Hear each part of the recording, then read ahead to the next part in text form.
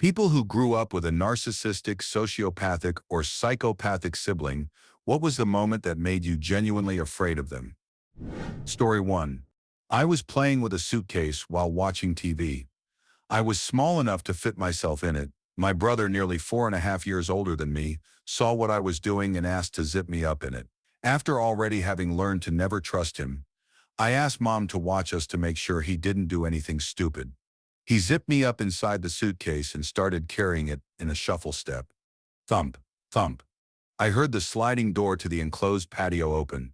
Mom started screaming, and I could hear her slapping my brother repeatedly. The suitcase fell over onto its side with me still in it. I managed to pry open the zippers from the inside and got myself out of the suitcase as quickly as possible. Mom was still slapping at my brother, screaming, "Why?" I was 2 feet away from being dumped inside a suitcase into the family hot tub. He laughed and said that I would have floated. What's the big deal? So, yeah, that's what it was like growing up with a sociopath. Before we continue, do us a quick favor, smash that like button and subscribe to support our channel. So yeah, that's what it was like growing up with a sociopath. Story 2. My little brother is a narcissistic sociopath and psychopath. I come from a culture where the family bond is incredibly important, and no matter how bad, your family is always forgiving them, protecting them, and take care of them. For 25 years we lived through frigging hell because of that piece of crap. It really hurt me, but I gave up on him years ago. My mother, however, being a Turkish mom, forgave him countless times, but he only got worse. I mean, I knew something was wrong back when we were still kids, but I would still always do my best to be a good brother and role model. I would always protect him and simultaneously get the blame for all his mistakes. My mother was in the hospital giving birth to my younger sister. We were home alone, and he asked me if he could go out and play in front of our house. We have a great park in front of our home and live in a very green area. I gave him permission only for his friend to come back an hour or two later and told me that my 11-year-old piece of crap little bro, I was 13, we might have been a bit younger, was arrested for theft. We were a well-off family. He was my mom's sweetheart. He never needed money or needed to steal. He did it just for attention. Just because he was upset our sister might take his place. I had to pick him up, and I remember crying out of shame while this frigging bish had a smile from ear to ear. He didn't give a crap. Police brought us both home. My parents were back from the hospital with my little sister, and the house was filled with friends and acquaintances. I remember feeling so much shame and embarrassment, profusely apologizing to my mom. I felt responsible. As the years passed by, this became worse and worse and worse, and we all basically lived in a constant state of terror and anxiety because of this lousy, subhuman piece of crap. I'm too embarrassed to share most other stories, and I'd rather just not think about them anymore. We've finally cut him out of our life after 25 years. Imagine having to hide all your stuff because your house is never safe, never being able to ask for anything as a teen because if I ask for 5, my little brother has to get 50. Imagine having to worry if you can leave because this little terrorist bish might threaten your mother and steal her stuff or take her money. For a while, he had a really pretty girlfriend. My mom hoped this would help him normalize, and he treated her like she was his property. This one time he was yelling and threatening her, dragging her off the stairs. I heard the commotion, and when I saw it, I rushed to them, slapped him in the face, and put him in a lockhold between his arms, telling him if I ever heard him behave like that, I'd break his legs. This allowed this poor girl to run off and get out of our house with my little brother yelling how he would end her. He later explained to me how he got angry because she talked back and wouldn't lend him money. At this point, he spends €1,500 a night in clubs. When she finally dumped this piece of crap, he called her dad to tell him his daughter was a filthy bee and sent him pictures of her inners, etc. He then became incredibly depressed, not because he loved her, he always talked about breaking up with her and how she bored him, etc., but because she was his property, and how dare she leave him. He owned her. He then took my parents' new car and smashed it into a wall for attention. Just fast enough that it totaled the car, but also slow enough that he came out of the car without a scratch. I mean, he had his own car, a new BMW that he also got by manipulating my mom. But he didn't use that, he used my parents' car. He claimed his car had no gas. I checked it and it was frigging full. He then emotionally manipulated my mom about how he was trying to off himself, blaming us for not being more supportive. He used this for months as an excuse for his crappy behavior and intensified daily. The only person he actually feared was me, so I felt this incredible frigging burden on me to try and keep him in check. I couldn't leave him alone with my mom. I couldn't move out because I was worried sick. He might offer one day. I tried to talk with him, but no amount of talking, etc., worked. He made 1,000 promises, then came up with some lame excuse about how 19 years ago I once hit him, so this was all my fault. I frigging hit him because he was about to smash this kid's face in with a frigging rock, or how he was once grounded and had to stay in his room for 2 days, so he was psychologically scared. I mean, I beat up at least 50 kids for this piece of crap. He'd always intentionally pick a fight with older, bigger kids and use my name to get out of trouble.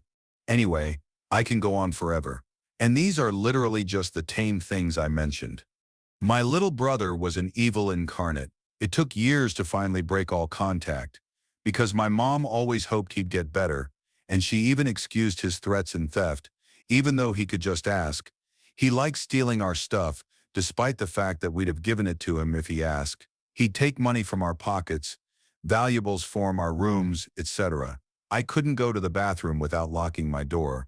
But we finally no longer have contact. It's like this burden is lifted off my shoulders. I no longer have to worry he's threatening, stealing, or pressuring my mom, abusing her trust, etc., etc. The anxiety and terror we all felt on a daily basis literally ruined our life. He literally made my mother sick. She was the strongest woman I knew, and this piece of crap destroyed her bit by bit. He ruined over 20 years of my life, and I will never forgive him for what he did. I no longer consider him my brother, family, or even an acquaintance, and honestly, I won't even go to his frigging funeral and don't want him to come to mine. Screw him. P.S. This is why I believe some people are born evil. This piece of crap had an incredibly loving and supportive family that gave him all the attention he needed or wanted, but it was never enough. It was like absolutely no one except he was real. None of us mattered. He treated his friends, girls, etc., all the same way. This was made worse with how social and manipulative he was with everyone that met him, thought he was great and funny until he took their money, and one day he just switched and threatened them, spread lies about them, and did absolutely everything to ruin them.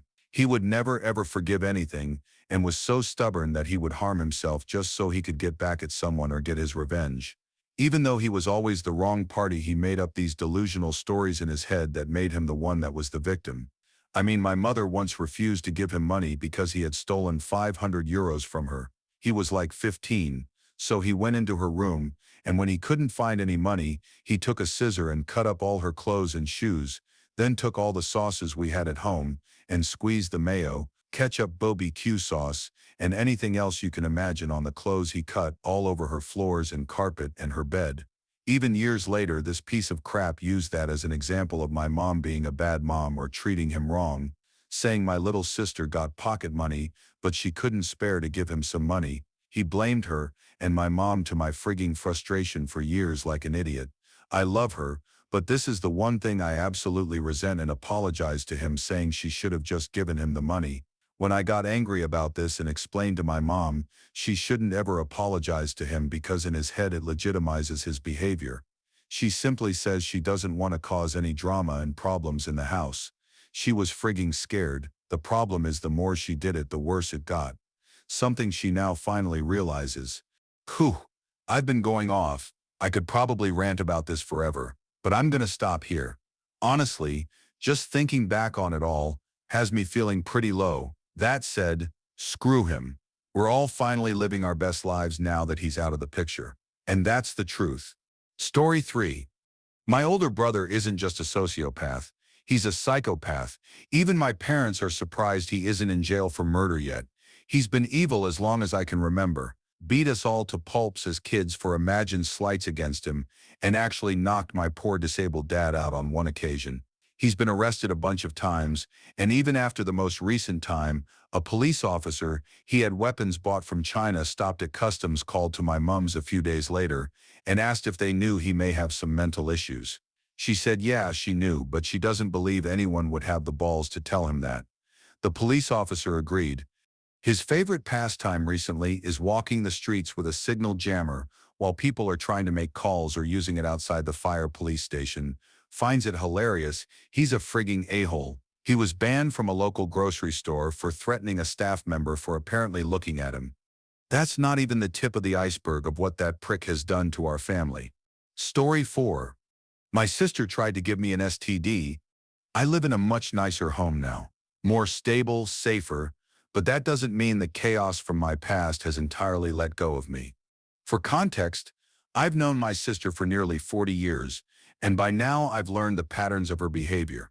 Anyone with a family member struggling with mental illness likely understands what I mean, how certain cycles repeat themselves again and again. In her case, she'll enter a high phase where she seems to have it all together. She commits to her kids, gets along with her ex, starts cleaning her place, maybe even looks for a job. During these moments, she'll tell me how much she loves me and that I'm the only one who truly understands her. But the good moments don't last. When things inevitably don't go the way she envisioned, the disappointment sets in and quickly turns into rage. Before depression hits, there's always anger. That's when I become her target. Usually because I won't give her money, she becomes profane and vicious, lashing out at me and my husband with things like, "You both think you're so much better than me." Eventually, after one of these episodes, she'll try to act like everything's fine. She'll talk at me for hours, trying to reestablish a connection while winding down. But during this cooling off period, she's still incredibly volatile. If she senses even a hint of judgment or disgust from me, real or imagined, she explodes. And when that happens, she gets destructive. She's stolen things, destroyed things, and often she fixates on whatever I have that she doesn't, or, in some cases, what she has that I don't, like herpes. She's done things before that made me wary. Once served me a sandwich with spoiled food in it. Another time tried to sneak Seroquel into my drink, so I'm always alert when she's in my space. During one visit, I noticed things had been moved in the bathroom. That set off alarms. I suspected she might have hidden something, possibly drugs, so I started checking. That's when I found the box of panty liners beside the toilet had clearly been tampered with. It had been emptied and restuffed. I looked closer. She has genital herpes and had used my bathroom. While in there, she took one of my panty liners, rubbed it on herself, and put it back in the box. There was a faint trace of blood on it, which leads me to believe she had open sores at the time. If I had unknowingly used that liner, it could have resulted in a spontaneous herpes outbreak, one that would have shattered my marriage. My husband and I likely would have thought the other had cheated. The implications of that are devastating. This is the kind of danger and betrayal I've had to learn to live with. It's heartbreaking, exhausting, and infuriating all at once. But above all, it's a reminder that sometimes protecting yourself from family is the hardest, most necessary thing you can do. Story 5. Throwaway for obvious reasons. I first realized when I was about 18 that my sister was the epitome of sociopathic and narcissistic. She was 14 at the time and got caught cheating at school.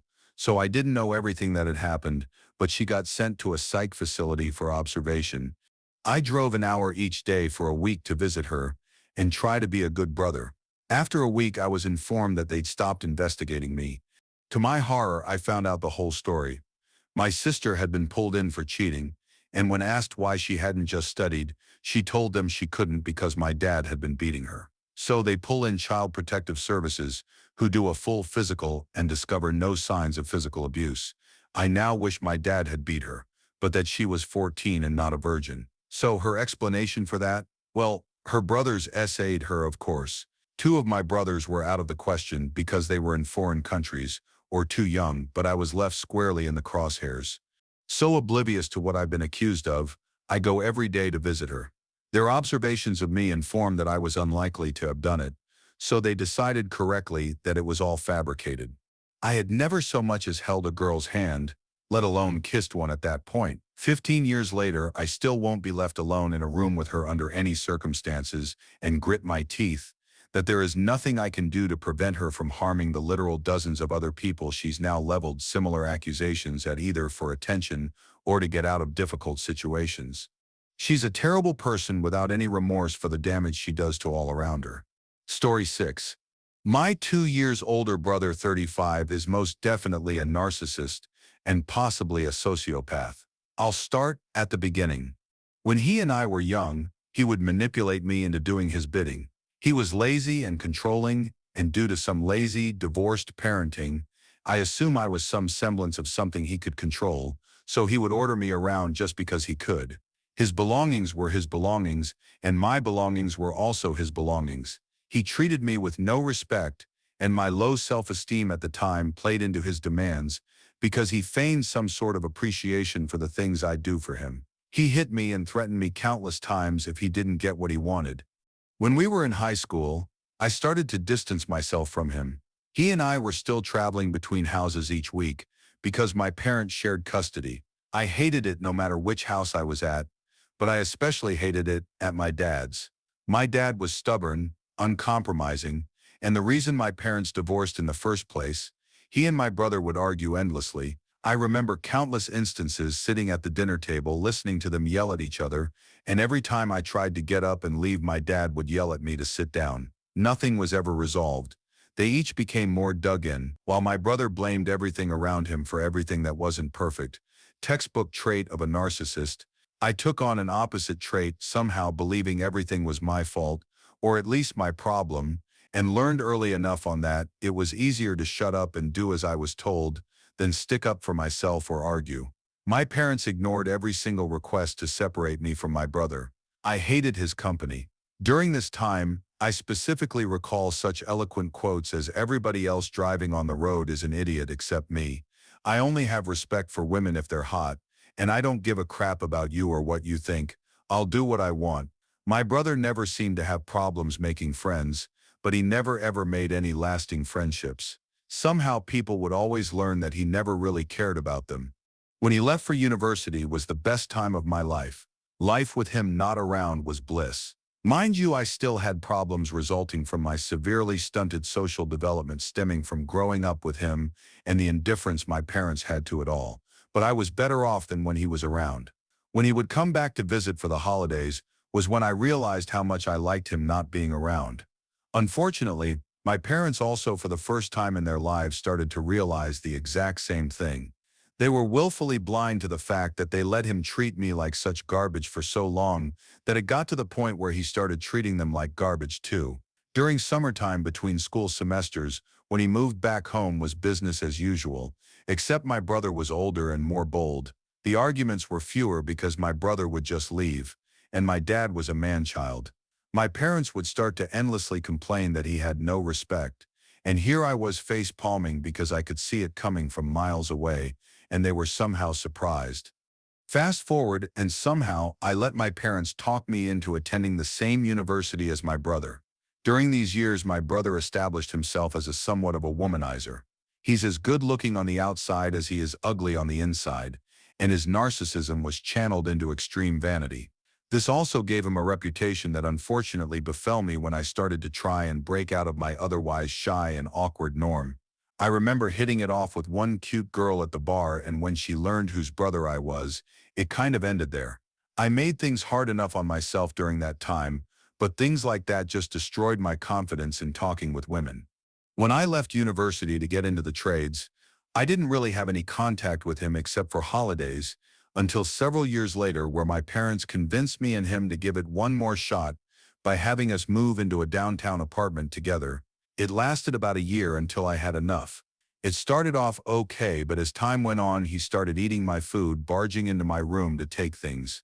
On one occasion, he tried to get me to pay more rent for some stupid reason and started saying, "Don't forget you owe me," as if it were suddenly true. I remember coming home in the evening, and he and his friends would be doing drugs off his bar table. He brought several women home while I was sleeping and told all of him that he lived by himself, and he even let friends of his sleep in my bed when I was at a woman's place. I remember coming home one day and my bed was full of sand from the beach, yelling at my brother about it, and the best response he could give me was, "Well, it wasn't me." Then when I told him he has to clean it off, he took my sheets and put them in the dryer and left them there. He didn't give a crap. That was the last straw. I phoned my parents and told them I had enough. Best worst part is what my parents had the audacity to say Well, I'm surprised it lasted as long as it did. From that point on, I've tried to have as little contact with him as possible. I almost entirely blame my parents for their constant enabling of his behavior, giving zero craps until he started treating them with the same disrespect as everyone else. We don't talk. He'll never set foot in my house. He's probably slept with over 300 women, and my mom still has some hope that he will give her a grandchild. My wife and I aren't having kids. Recently, he just moved to the same town as me for work. We will never meet up. Growing up with someone like him messed me up hard, and I envy people who grew up with siblings they consider friends. My wife has a great sister, and I have friends with great siblings. I like to think that I'm pretty okay mentally now from how I grew up. Part of why I'm switching careers into law enforcement is because I always wanted to help the less fortunate and protect people who can't protect themselves, even at risk to myself. I promised myself since elementary school I'd be everything my brother wasn't. Edit. My parents never took him to a counselor, and they seriously should have. That might have got them to stop frigging bickering at each other and maybe learn how to parent better. In fact, my parents made me see an early developmental counselor in elementary school because they thought the problems were with me, as if the kid with enough social problems needed to be sequestered away from the rest of the class and made to feel like he was different. Edit 2. I spoke to my mom on the phone a few weeks ago, and she told me that she and my brother are taking a trip to New York together. I suppose I forgot to mention there's a bit of golden child syndrome there. Story 7.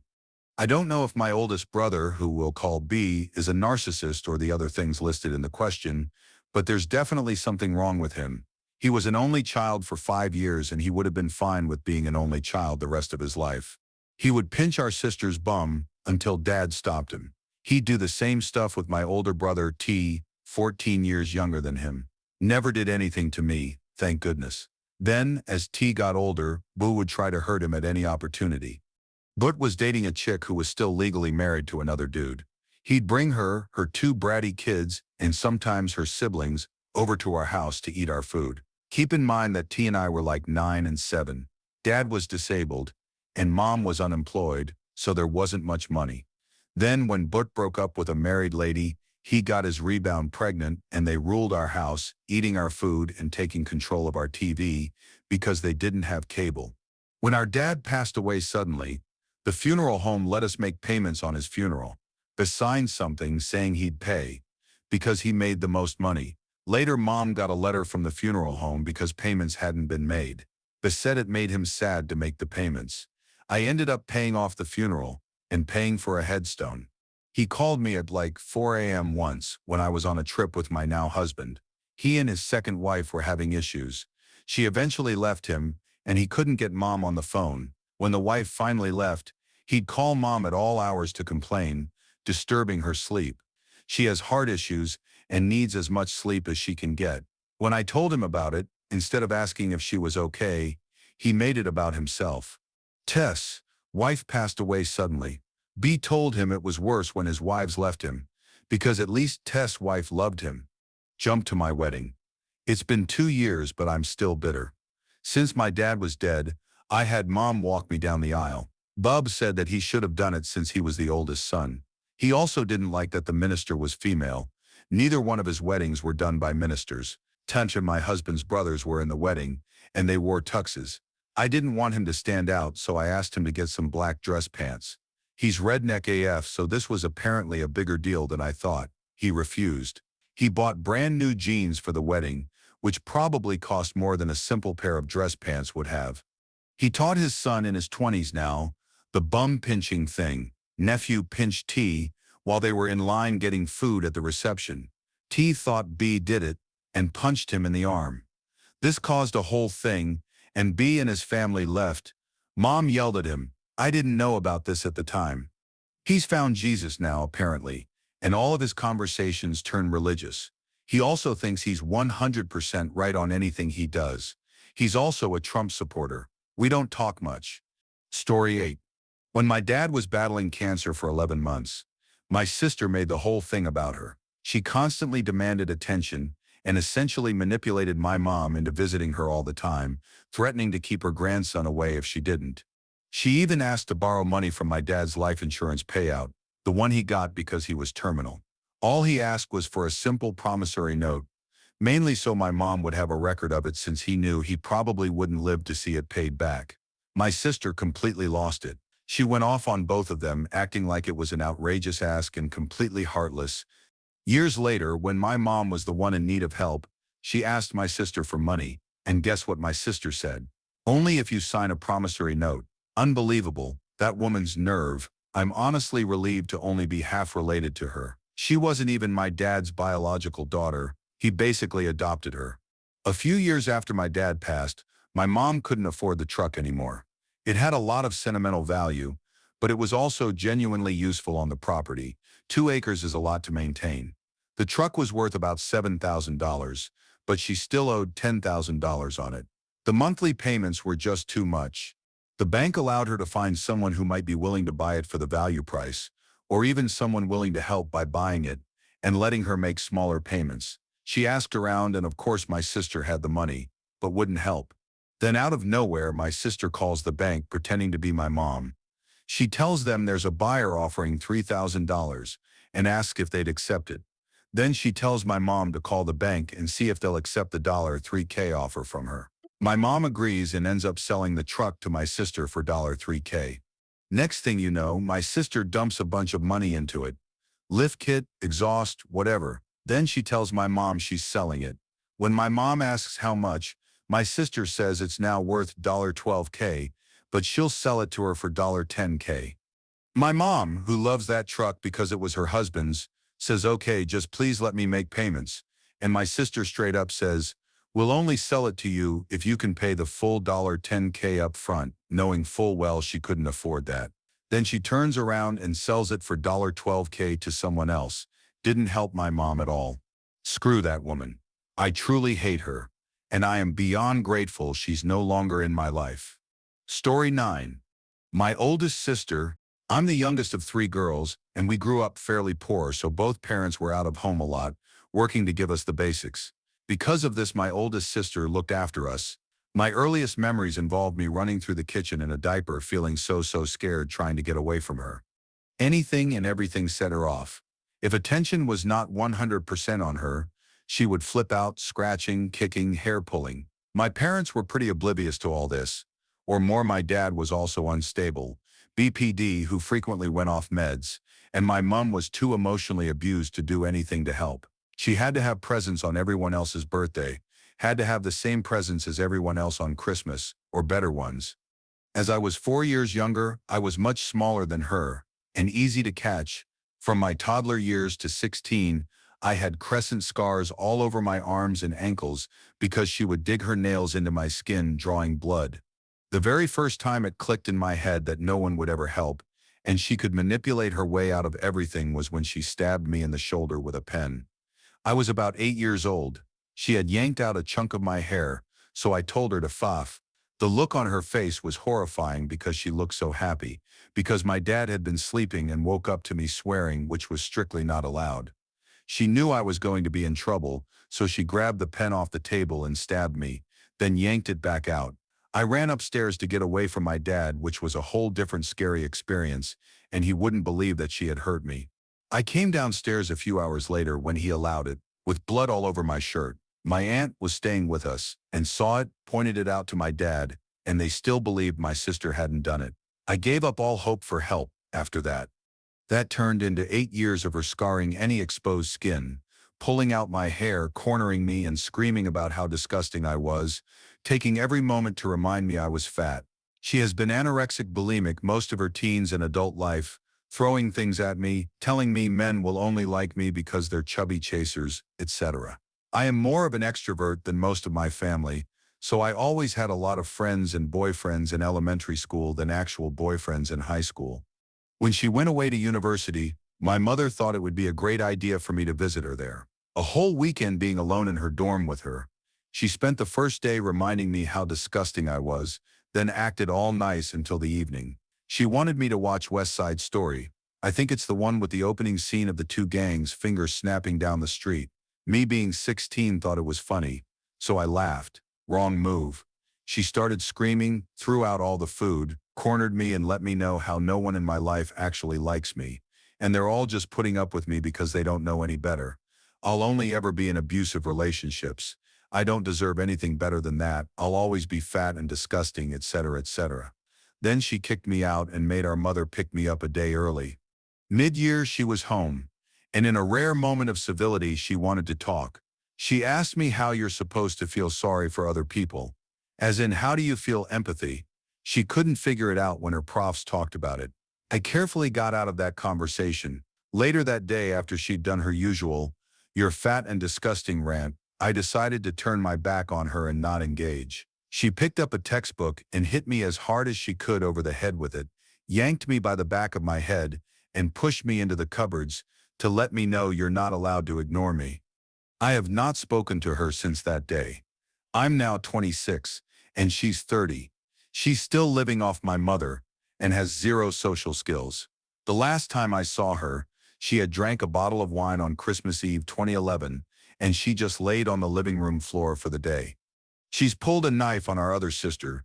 She's been evicted for trashing apartments that are in my mother's name, had so many pets die unexplainably, expects to be showered with gifts and attention by everyone around her. She will get angry if family are paying more attention to children than they are to her.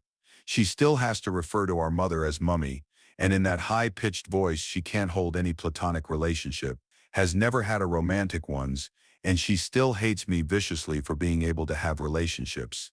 I will not be surprised if she ends up ending someone. She is the spitting image of our father in personality. She lives in another province from me, is still in school, and my mother is smart enough to never let her know where I live. Those close to me know how she is, and know not to give any information. Thanks for that. I didn't know I needed it. Edit. In reading all your replies, I'm realizing that I've been downplaying all of these experiences in therapy. I've usually focused on the parental abuse side because it's more relevant day to day. Her behavior has always just been accepted by everyone in our family, so I've spent a lot of my life assuming I overreacted to how she treated me. A lot of it is really messed up, but I've just laughed it off for a long time. I remember the first time I told a boyfriend about how my father acted around me, and he immediately freaked out, and I saw that it was actually wrong and not just weird. I'm getting the same feeling here. I'm going to start discussing this more in therapy. Story 10. She's 2 years older than me. She did stuff like, when I was 3, she convinced me to pile as many blankets as we could on our sleeping little brother until our mom got back. I'll never forget my mom's reaction when I excitedly told her about our hilarious prank. Luckily, he was okay.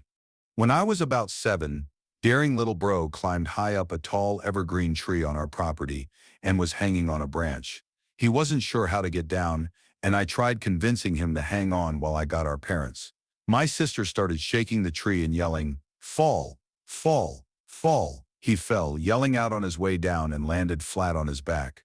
My sister ran away, and my brother was unconscious for several of the most terrifying seconds of my life. Luckily, he looked around and was fine. I got back and was bewildered to find out my sister hadn't told anyone, since I thought she must have ran to ask for help. There were a ton of things. She was horrible to us, most often to me, because I'm also female, our whole childhoods, and enjoyed causing me as much suffering, helplessness, and anger as she could to vent her own frustrations. But those are the only 2 times I look back and go, wow, she actually wanted to end us. There were a ton of signs, no big realization until I became haunted by random anger attacks over childhood injustices, like her forcing me to destroy my art as a kid, and my parents denying any wrongdoing on her end, but never allowing me any outlet for revenge because my mom was scared of her and made me be submissive to her every demand all the time. Had to walk out of a Zootopia showing today because I couldn't get it out of my head, and I was breathing heavily. The reason I would categorize her as a grade A psycho is because she would actually pretend to be nice and use lies and manipulation and had no guilt about any of this. I was about 16 when I finally refused to take the fall for something she did. Even though I thought about it, it took me a long time to see how evil she was. She was great at painting herself as a victim who just had to have me say I did it because I supposedly wouldn't get in as much trouble. Story 11. This is super long because I have many stories, and this probably will get buried, but whatever. I am 22, and my half-sister is 27. One day she invited me to lunch, which was unusual because she never really cares about how I'm doing. I asked her what was wrong and why she wanted to have lunch, and she said nothing, I just want to have lunch with you. We arrived and she waits until after the meal to tell me that my dad, not her biological dad, was arrested 2 days prior because he was addicted to meth. I am currently on medication that can give me seizures if I drink alcohol with it, and for my 22nd birthday her present to me was a large bottle of wine. When my brother-in-law saw the embarrassment and sadness in my face, he asked me why I had that reaction. I told him about my medication, and he was mortified because my sister never told him. From the moment she handed me the bag, she was crackling to herself like she made the funniest joke in the world. When we were much younger, my sister and I shared a room. We had a metal-framed bunk bed, and she lifted up the mattress of the bottom bunk and told me to look under it. Being the 7-year-old I obliged, and once I stuck my head under, she let the mattress go, and it hit me with full force in the back of the head, and my face hit metal bars. I started gushing blood, and after I managed to get myself out, I ran to my mom. My sister was pissing herself. She was so entertained. We also shared a bathroom. She locked me out of the bathroom and wouldn't let me use it to pee, and my parents' room and bathroom were off limits. I could hear her laughing as I was begging to use it for 2 seconds to pee, and started laughing harder when I pissed my pants. When she was in middle school, my parents allowed her to go to the movies with her friends if she brought me along. They bought tickets to Santa Claus 2 2002 and snuck in a different theater to watch Ghost Ship. I watched until a super gruesome scene and then wanted to leave, but she didn't. She had me go into the next theater alone and watch the end of Santa Claus 2. A man came and tried to talk to me and get me to come with him, and wouldn't leave me alone until after I refused loudly and ran to a manager. On our way home, my sister made me promise not to tell our parents about anything, but I was so terrified of that entire day that as soon as we got back to the house and my mom asked how was the movie, I broke down and cried. Mind you, I was 8 years old at this time. My parents didn't help me pay for college because she dropped out. They didn't help me get a car or teach me how to drive because she was banging and smoking weed in the car they helped her get.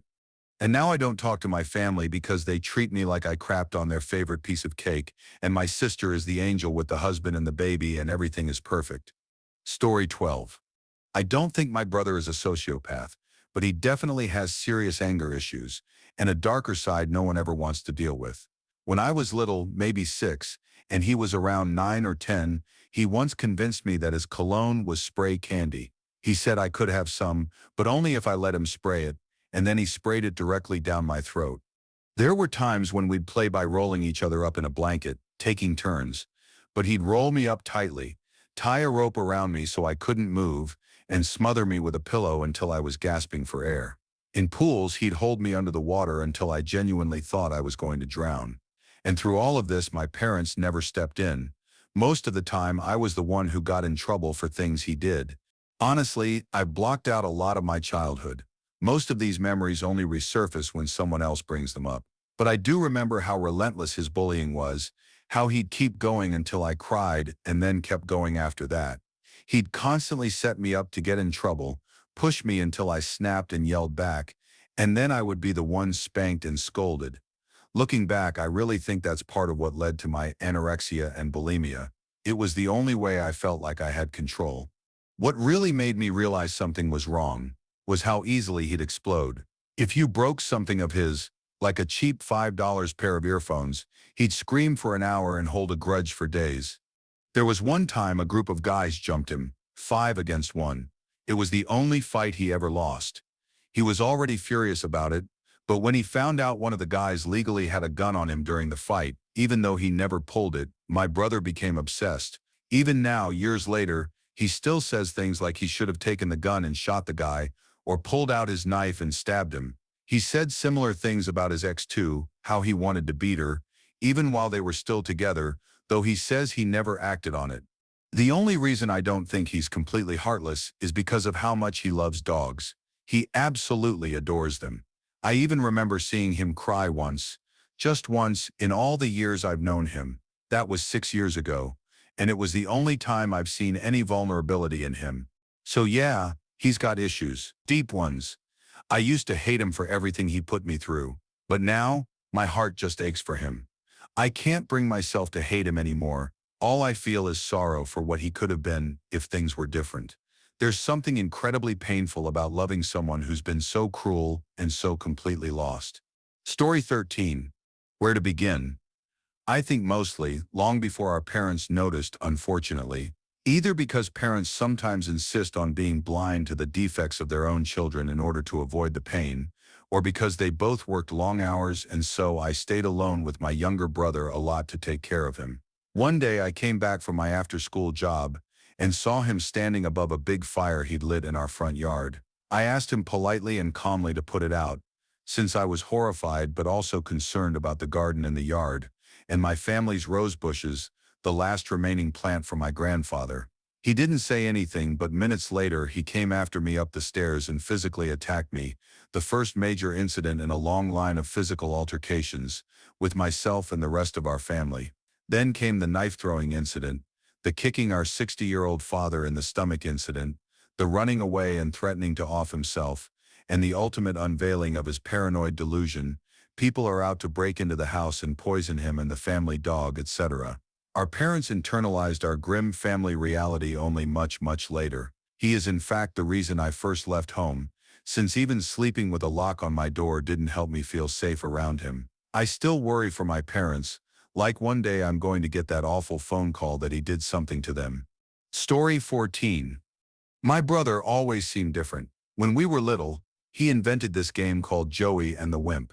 On the surface, it looked like roughhousing, just boys wrestling, but it wasn't. It was about control, power. He'd pin me down with his forearm pressed hard against my neck and whisper things like, "Someday I'm going to end you, and no one will stop me because I'll plead insanity." He'd say he'd do it in my sleep. I've woken up more than once to him, just standing there in the dark, watching me. One time, our dad caught him in the middle of the night, sneaking through the house with a kitchen knife. He was 6 years old. He told my dad that he'd have to off me. By 16, things escalated. He and a friend broke into my house while a friend of mine was over. It was a full-on home invasion. I ended up in the hospital. Not long after, he beat our mom so badly he broke her arm. There were signs of something even worse. She had to sit on one of those medical donut cushions afterward. I've always suspected he saved her, though no one ever said it out loud. Then he came for me again. He tried to stab me. I had to run. I sprinted through the woods for half a mile until he tripped, and I finally got away. The following year at 17, he planned to shoot our dad. He said he'd borrowed the gun, a .38, from a neighbor. I saw it. A couple of his friends talked him down at that time. He's been on disability since around 20. I don't know exactly when. I stopped speaking to him after I went to college and haven't looked back. Still, after all these years, I don't feel safe. I live with the quiet, constant fear that one day he'll show up and try to make good on those childhood threats. That he'll believe his insanity plea will protect him. Just the other night, I dreamed he was trying to off me again. It's always there, the knowledge that if he comes for me, I may have no choice but to defend myself, to fight for my life against someone I've known since birth. I wish this was fiction. I wish any part of this felt exaggerated, but this is my truth. And it haunts me more quietly now, but no less deeply. Story 15. My mother is a narcissist. She was beaten constantly by her brother growing up, who I'm pretty convinced is a sociopath. However, she's always had to be in control of things. She's never wrong, and she sees herself as the pinnacle of what a person should be. She'll say horrible things to me, and there was never a punishment to fit the crime. Every inadequacy was punished harshly, but never followed through on. The first memory that stands out in my mind was Mother's Day when I was 6 or 7. I literally wanted to help my mother in every way that day, but when it came time to cook dinner, I wasn't doing everything exactly her way, so she screamed at me to get out and drove me to tears. Once I hit puberty, it got so much worse. My mom definitely has somewhat of an eating disorder, and so did her mother.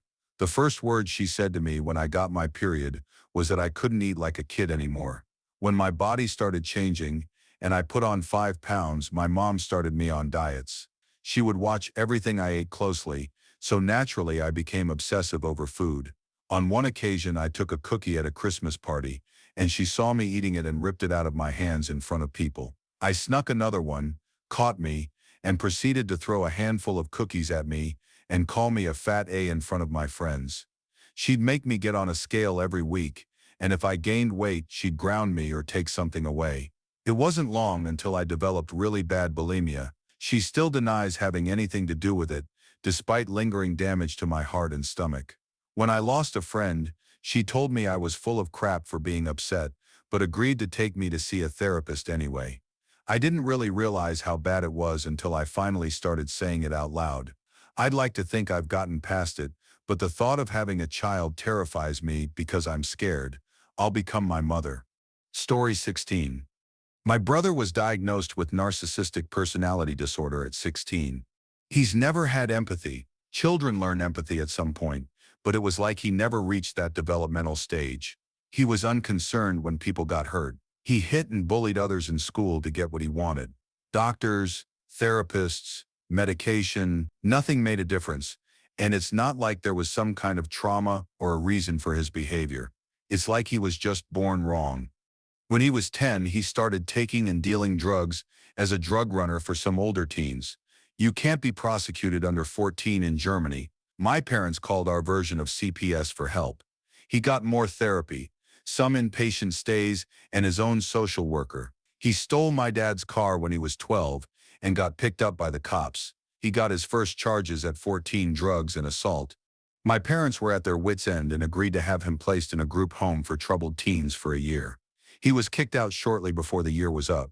He came home and seemed to recognize in a clinical, detached kind of way that he couldn't go on like this without ending up in prison. He was about 15. He started being less violent, but he had insane delusions of grandeur and needed everyone to comply with whatever he wanted. If they didn't, he lashed out. My parents still made him go to therapy. He assaulted my dad because he didn't want to. My brother was 16, but also 6'3" and about 190 pounds. My dad died from a sudden aneurysm when he was 16, and he went off the rails completely. He got a girl pregnant, and she was kicked out by her mom. My mom took her in. The girl was not a bad person, just had some issues, so it wasn't that surprising that she'd date my brother, who could be charming if the situation demanded it. He beat her up at our house a couple months later while she was still pregnant. That was the last straw for my mom. She kicked my brother out. We helped the girl to find an apartment for her and the baby. Unsurprisingly, my mom caved a short while later and let my brother move back in. He seemed to think he was the head of the household. My parents never married, so my father's modest possessions went to me and my brother instead of my mom, and that included the car my dad bought a year before he died. It was the first brand new car he ever bought. A small one, but he was proud of it. My brother made my mom sell it so he could get his half of the money. It wasn't even a frigging expensive one, and my mom was devastated to lose my dead dad's little car. I was 20 then. My brother was 17. He was verbally abusive and basically tortured my mom mentally. He threatened to hit me on a daily basis whenever I didn't do something or give him something he wanted. He also threatened to end me a couple of times. On a particular bad day, he told my mom that he'd have no trouble getting a couple guys to run her off the road when she went out. When the threats got stale, he'd beat me up every couple weeks. There was one particular instance where I was actually afraid that he was going to end me. He did his usual spiel of using me as a verbal punching bag because he had a bad day and I was just burnt out. Didn't even react anymore. He hit me a couple of times and locked me by his arms. No idea how, but I fought him off, grabbed my phone and ran to the bathroom where I locked myself in before he could get to me again. He was trying to beat down the door while I called the cops. The cops did nothing, told me he lived there, so we'd have to get along, and since we both said opposing things, nothing would come of it. I insisted they take my frigging statement. My mom wasn't home at the time, but she was a wreck anyway, and couldn't deal anymore. A couple days later, my aunt came to visit for a couple of days. My brother was his charming, manipulative self for her. My aunt tried to pressure me into not pressing charges, since apparently I gave myself the dozens of bruises and contusions I had, as my brother had told her. I was severely suicidal at that point and gave my mom an ultimatum, me or him. She kicked him out again. He came back a year later, and I moved out for college immediately. I don't blame my mom much anymore, rock in a hard place and all that, but she never could understand the fact that her love for her son was misplaced. He didn't have the things that made someone human. He had no empathy. He was not capable of love. He was just an empty shell that went through life trying to get whatever pleasures he so desired by whatever means necessary. I haven't spoken to or seen him in about 7 years, but my mom's still in contact with him. He went to Spain when the mother of his daughter tried to get child support. Sometimes my mom still talks about the things he's done. A couple examples. For some reason, his ex-girlfriend started letting him see his daughter, and she flies to Spain with my mom once or twice a year, or used to anyway. He locked her in the basement with an adult-sized portion of food she threw up on because she couldn't eat anymore. She was 4 hard to remember or so. She doesn't want to go visit him anymore. He withheld rent from his Spanish landlord for like 6 months. The landlord had terminal cancer and my brother saw it as a waste to give money to a dying man. He married a girl in Spain and had another kid, and he now makes a living as a realtor. From what I've heard, he still thinks he's God's gift to mankind. I don't think I'd even go to his funeral if he died. Story 17. That's interesting, really. My mom died recently. When I called my sister to come down the day before she died, she said, "I thought she was going to die today." I asked him, not disappointed, but I can keep missing work. The next day I called her to come to the hospital again, as the doctor and I made the decision to take her off the ventilator. On the phone she said, "Well, can we pull out the tube as soon as I get there because I have plans tonight?" She also proceeded to ask me for rent money that day, as I also live with her. The things they say, and don't realize how messed up it is, really baffling. Story 18. When I was 10, my mom put a lock on my door because my brother started threatening to off me and my mom in the night. When I was 14, he fixated on my mom and threatened to burn down our house, shoot my whole family and steal all the valuables and drive away. That same year he was 17, he took our car and ran away from home for 2 weeks. We ended up calling the police on him. When he came home, the police decided that it would be best if he lived somewhere else, so he did.